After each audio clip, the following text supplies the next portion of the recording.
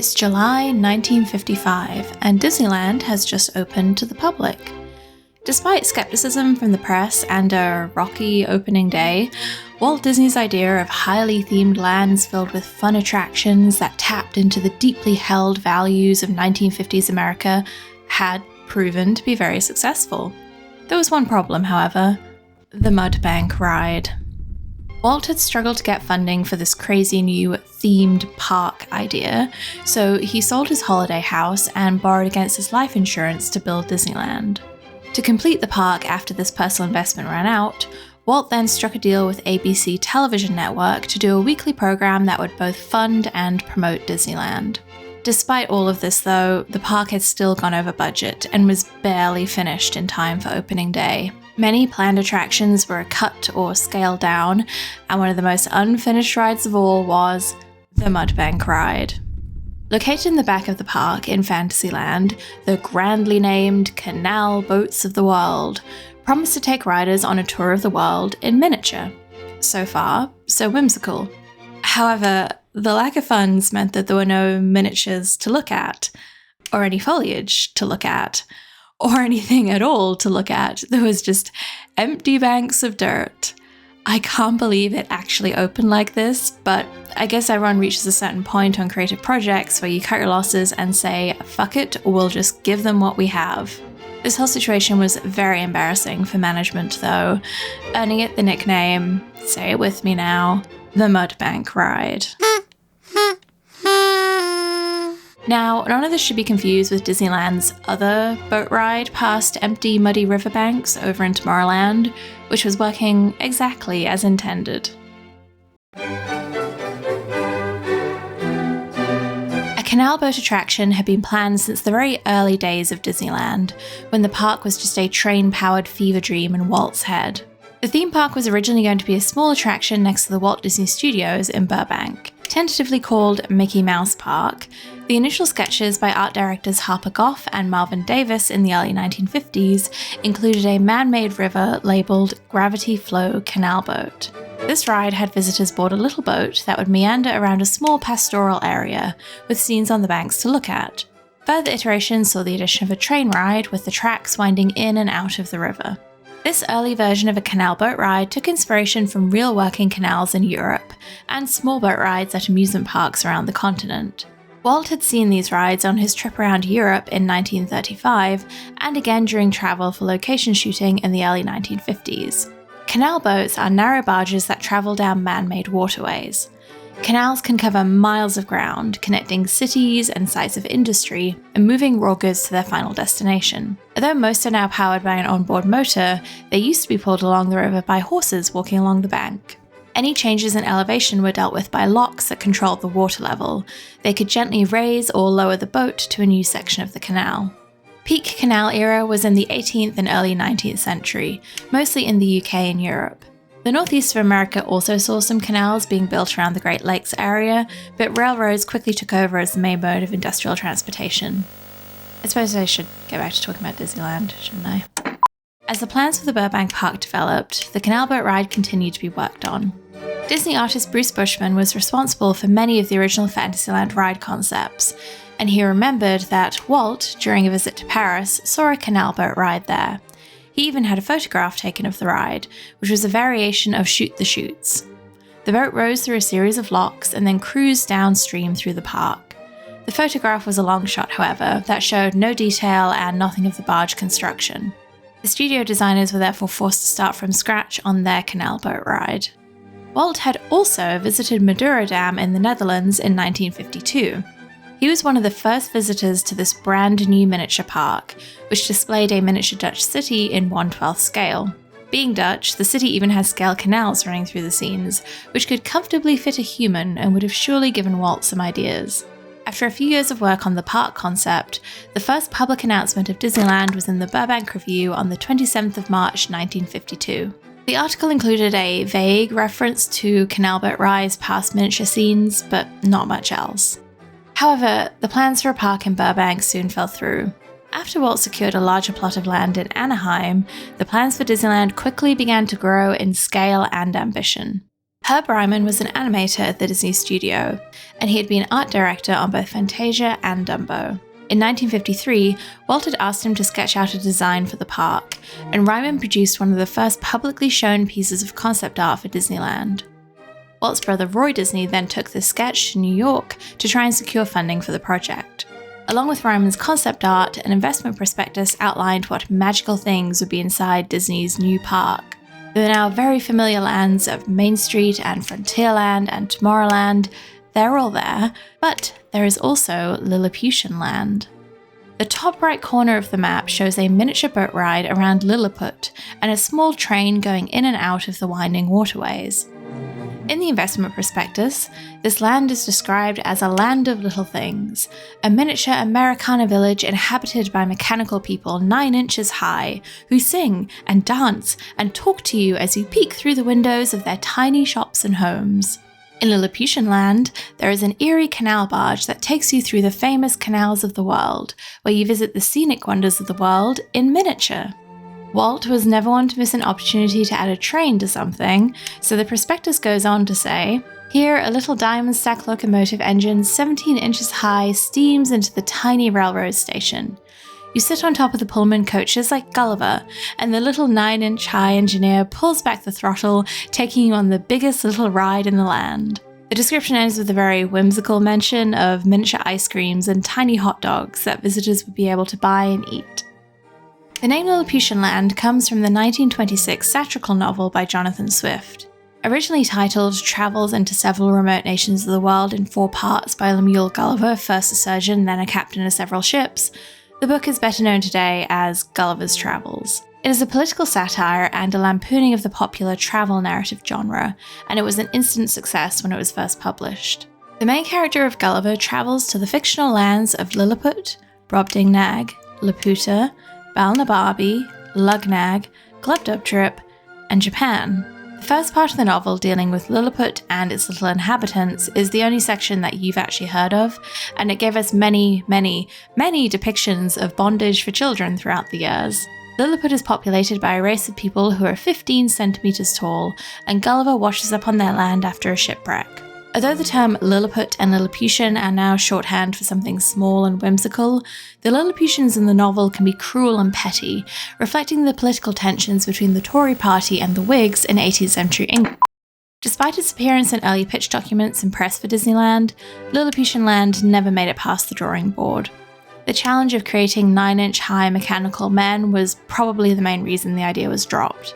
The canal boat ride intertwining with a small train did continue to be developed, however, and a year later, Walt began the construction of Disneyland in June of 1954.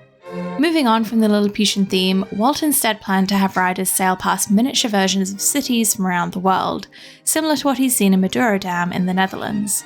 This ride was called Canal Boats of the World, and Bruce Bushman started to sketch out designs for canal boats inspired by different countries that were rich in folklore and fairy tales. The ride's location was moved into Fantasyland next to Peter Pan's pirate ship and the Dumbo ride. However, as the opening day of Disneyland crept closer, money started to run out. Tomorrowland and Fantasyland were the main victims when it came to budget cuts. Imagineer Claude Coates had planned to build Fantasyland in the style of Gustave Tengrin's illustrations. Tengrin had been an illustrator at Disney who was instrumental in creating the distinctive European look of Snow White and the Seven Dwarfs and Pinocchio. Coates felt that Tengrin's style would be able to unite all the disparate elements of Fantasyland, creating a Bavarian town square to complement the castle.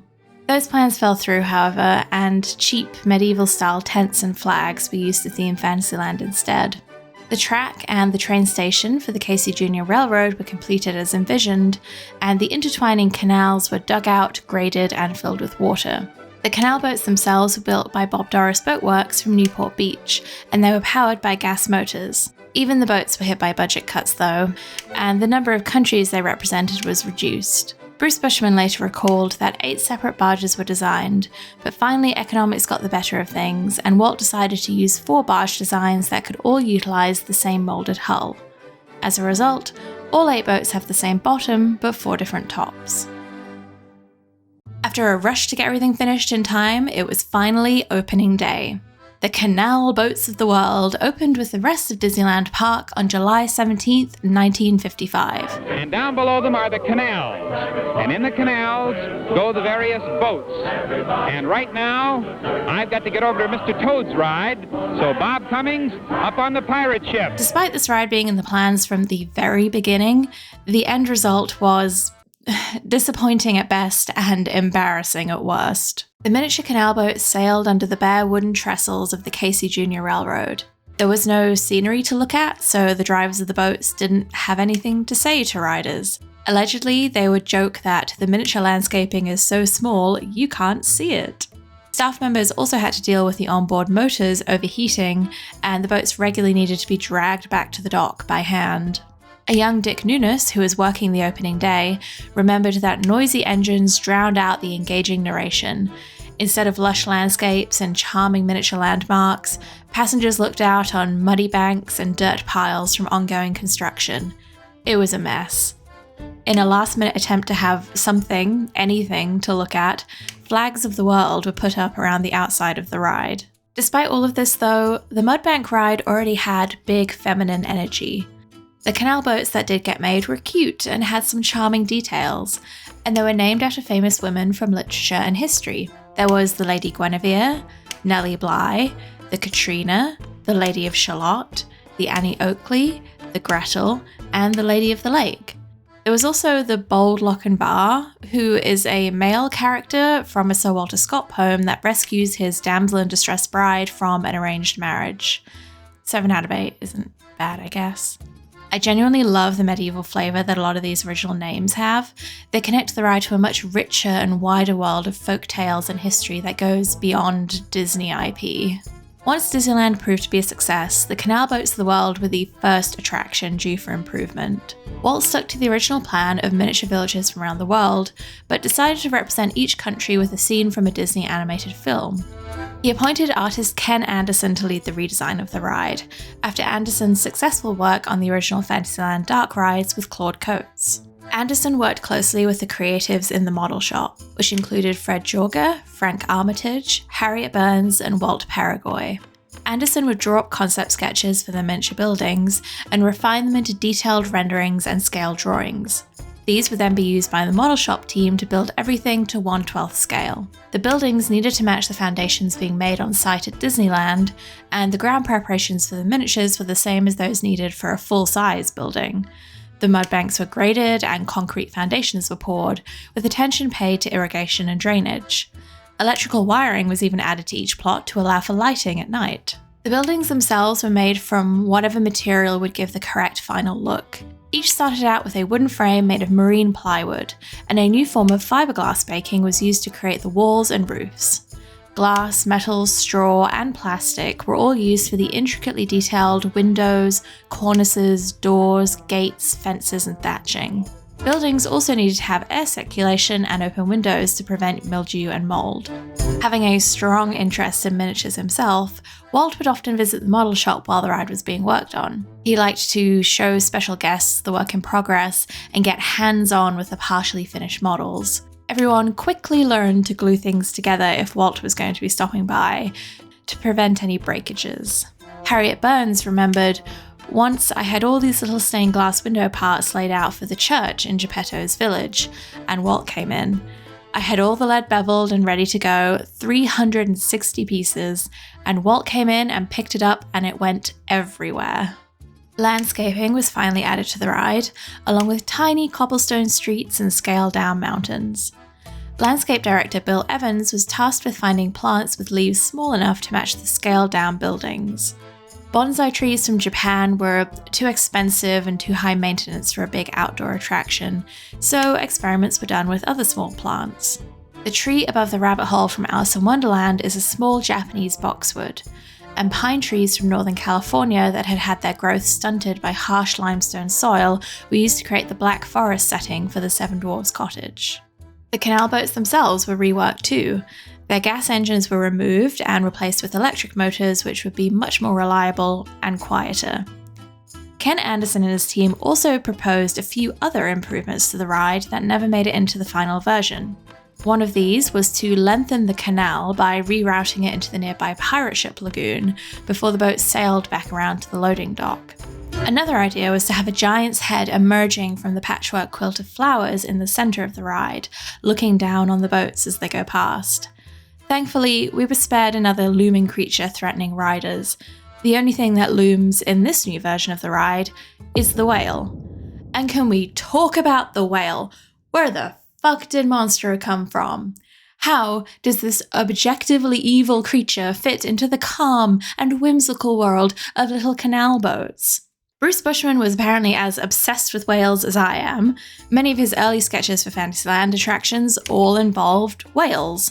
Whale log flume rides, whale slides, aquariums inside of whales. If there was a way to work a whale into an idea, he would do it. Eventually his persistence paid off, I guess, and we're all blessed with a whale in the form of Monstro eating the canal boats at the start of the ride.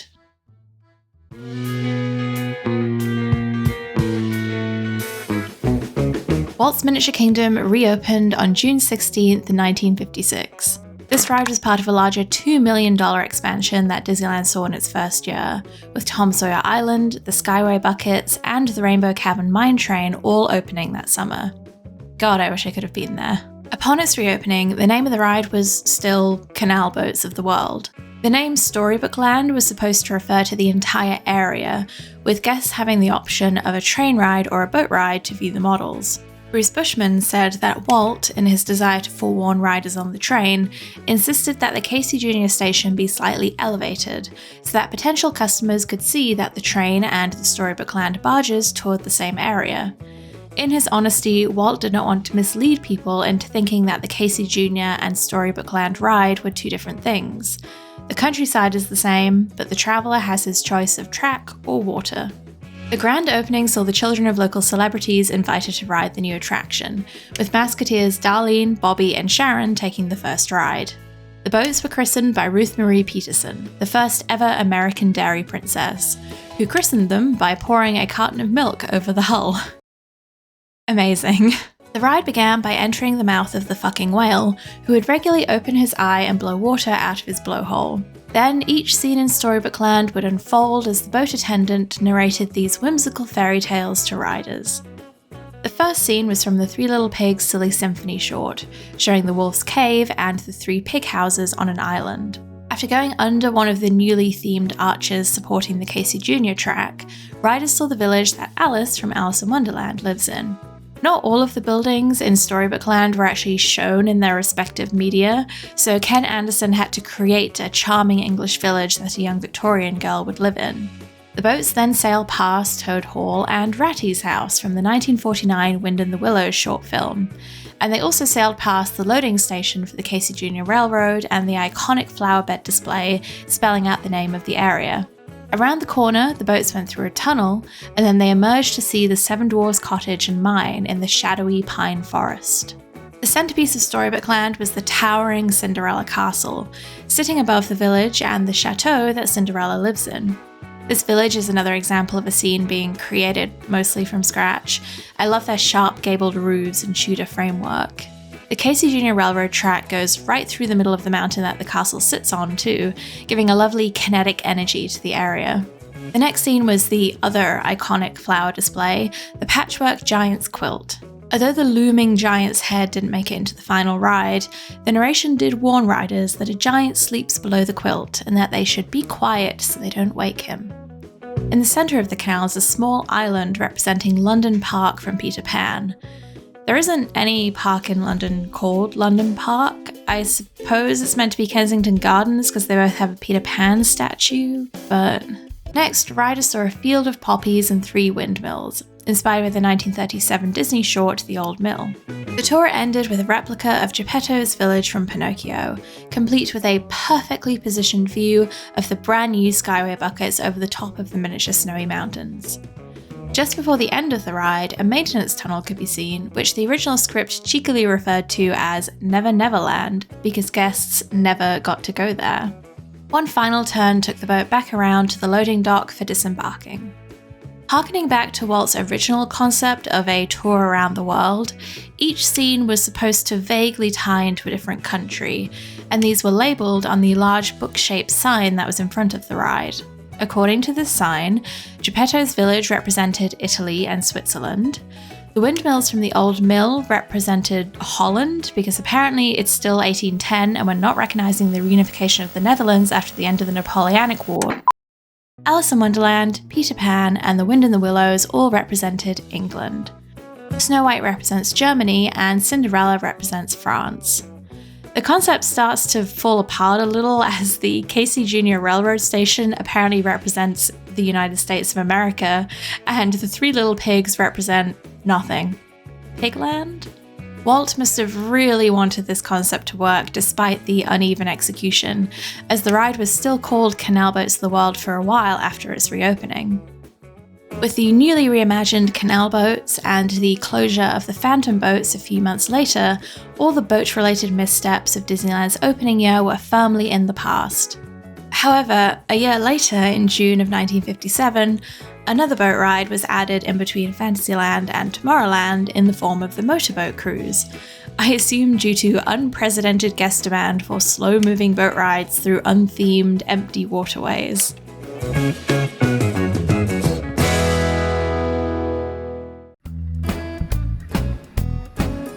Like many of the opening day Disneyland attractions, the canal boats have seen some changes over the decades. Sometime in the late 1950s, the number of boats was increased. These newer boats were named after characters from Disney films, such as Wendy from Peter Pan and Cinderella from Cinderella. The older names, like the Lady Guinevere and the Gretel, were kept on the existing boats, though. The Matterhorn bobsleds opened in 1959, and the mountain fit in perfectly with the Swiss Alps skyline of Geppetto's village. During the first few years of opening, many of the boat attendants were men, with women only starting to appear as staff members in the late 1950s. The men seem to have worn a variety of costumes. They ranged from romantic poet shirts with coloured sashes to looking like they're here to fix your boiler, which, due to the unreliability of the early engines, they probably were. The women, however, wore adorable ensembles that were updated as fashion changed over the years. They were always some sort of blouse, skirt, and apron combination, which would get called Demure Lolita Milkmaid Core or something by TikTok these days. They're very Canal Girl summer, very boat chic. I love them. By 1960, the ride was officially called Storybook Land Canal Boats. The Lighthouse ticket booth, which previously just had Canal Boats painted on it, was repainted to say Storybook Land, and the Disneyland souvenir guide started to use the updated name. However, by the early 1980s, the miniatures that had been made by Ken Anderson's team in the model shop were starting to deteriorate. In 1981, the original miniatures were replaced with duplicates that were made of newer materials that would better withstand the elements. Most of the original models were unfortunately destroyed. The rest of Fantasyland was also overhauled as part of the 1983 New Fantasyland expansion. One of the main goals of this expansion was to shuffle around the placement of attractions to improve traffic flow, but it was also an opportunity to finally realise the land's potential. Fantasyland finally got the whimsical fairy tale architecture that Claude Coates had envisioned for it, doing away with the Renaissance fair tents and replacing them with the brick and tile facades that we see today. It might have also been around this time that all of the boats were renamed and repainted. Instead of referencing women from myth and history, they now reference Disney characters like Ariel, Alice, Snow White, Belle. Because Disney doesn't sell Lady Guinevere dresses in the gift shop, it sells Disney princess dresses, and reinforcing the brand is king. In 1994, the Storybook Land miniatures saw a few additions thanks to the popularity of Disney's recent animated films. Toad Hall was replaced with a model of the Sultan's Palace from 1992's Aladdin, the first non-European location to be added.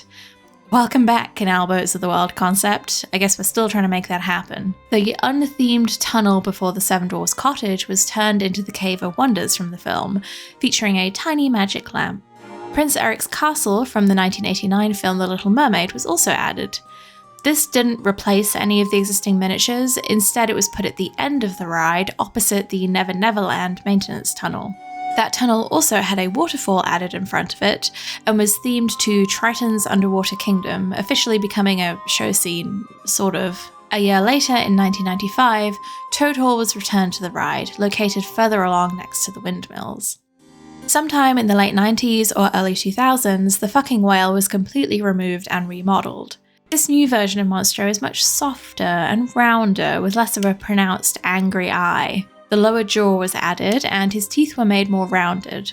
His paint job was also slowly made more blue over the years. I assume this is all part of some image rehabilitation to stop giving children nightmares. I miss the old Monstro. In 2014, the inevitable happened, and the old mill section near the end of the ride was replaced with a miniature of Arendelle and Elsa's ice castle from the 2013 film Frozen. It ties in quite nicely with the snow-capped mountains of Geppetto's village next door, but it is a reminder of how Disney's remodels over the past decade have been in service of immediately recognizable and monetizable IP.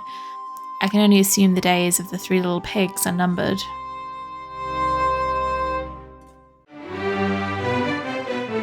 Did you know Disneyland Paris has a version of this ride, and it is completely different in nearly every way?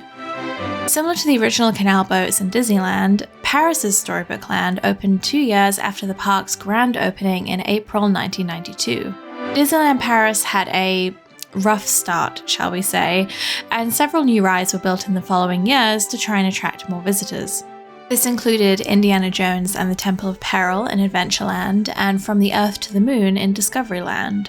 This new version of Storybook Land included Le Petit Train du Cirque, which means the little circus train, and La Pas de Conte de Fées, which means something in French. These canal boats are not driven by staff members, and there is no onboard narration. The multilingual nature of a theme park in Europe meant that any storytelling had to be done visually instead of relying on words. However, small books next to each scene tell visitors what Disney film is being referenced, in French of course. The boats use a towboat system driven by underwater cables, and each boat can seat 12 people in a classic 3-bench configuration. They have the same names as the Californian version of the ride, but this time they're in French, which is much more exciting. Belle Marianne, Clochette, Blanche Neige. The ride's loading area is a large turntable which drives the boat's tow cables, and it's backed by the name of the ride on a giant open storybook. The book illustration is from the 1947 Disney film Fun and Fancy Free, while the blocks were inspired by the 1933 Silly Symphony short Lullaby Land. After getting to their canal boats, riders discover that this ride is a whale-free zone. I repeat, this ride is a whale-free zone. There is no Monstro to start the ride. Instead, the boats go under a little bridge, and the first scene is on their left. The dwarf's cottage from Snow White sits next to Rapunzel's tower in a rocky valley. As this ride opened 16 years before the release of Tangled, this version of the tower is an original creation by the Imagineers. The boats also sail past the witch's gingerbread house from Hansel and Gretel, another scene without a Disney film tie-in. The windmill from the old mill sits on a cliff above Prince Eric's palace from The Little Mermaid, which is pretty much identical to the Californian version. In the center of this big open stretch of water, there is a small island representing Olympus from the 1940 film Fantasia. Then the boats go into another tunnel, and the Fantasia theme continues with a recreation of the village from the Night on Bald Mountain segment. Opposite this is a scene from Peter and the Wolf, based on the 1946 Disney short. Although this version doesn't have Monstro, it does have the tiger head from Aladdin's Cave of Wonders. There's always got to be something looming. Inside the cave are 3 small scenes showing piles of gold and a tiny lamp sitting at the top of a stone staircase. After leaving the cave, riders see a very brief diorama of the sword from The Sword in the Stone sandwiched between 2 waterfalls. The centerpiece of this version of Storybook Land is, of course, a recreation of the village and castle from 1991's Beauty and the Beast. Concept art from the attraction's development shows the Petit Train du Cirque going through the mountain that this castle is sitting on, similar to California, but instead the train simply goes around it. The final scene riders see before returning to the loading turntable is the sparkling Emerald City from The Wizard of Oz. While the original Storybook Land canal boats asked riders to imagine the inhabitants of each miniature scene, Paris actually added small character figures to their scenes shortly after opening. Belle sits with some sheep on the town square fountain, Peter stalks the wolf through a snowy forest, and the Imagineers panicked and realised they couldn't put Chernabog at the top of the very tall backing rock, so they just kind of stuck him in the castle tower. La Pas de Conte de Fées didn't see any changes until 2010, when Rapunzel's tower was updated to match the recently released film Tangled. For the ride's 30th anniversary in 2022, some more obscure scenes were updated with new miniatures from more popular Disney films. Winnie the Pooh's house replaced the witch's gingerbread house from the Hansel and Gretel scene, and the inevitable happened a second time when the Peter and the Wolf segment was replaced with Wander and Oaken's trading post and the saddest version of Elsa's ice castle from Frozen. You can't even see it, it just blends in. The Emerald City was replaced by Carl's house from Up, which, let's be honest, barely qualifies as a fairy tale. This is a classic fairy tale. It's got an exotic location, it's got a talking dog, and a flying house. And of course, no ride around Le Pas de Conte de Fées is complete without an angry ride attendant telling misbehaving riders to keep their body parts inside the boat. Veuillez garder vos pieds à l'intérieur du bateau, s'il vous plaît. Keep your feet inside the boat. On ne fait pas tourner les bateaux, do not rock the boats.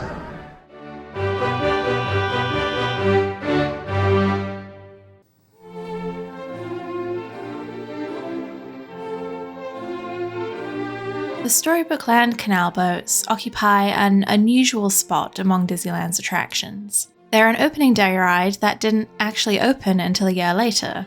The entire area is a vintage attraction that's barely been touched, but it's also seen some of the most heavy-handed modern IP additions over the years. It still manages to remain a classic, despite some very contemporary updates. There might have been a few grumblings on message boards about the addition of yet more Frozen to the parks, but the canal boats weren't declared to be ruined forever or to have strayed too far from Walt's original vision.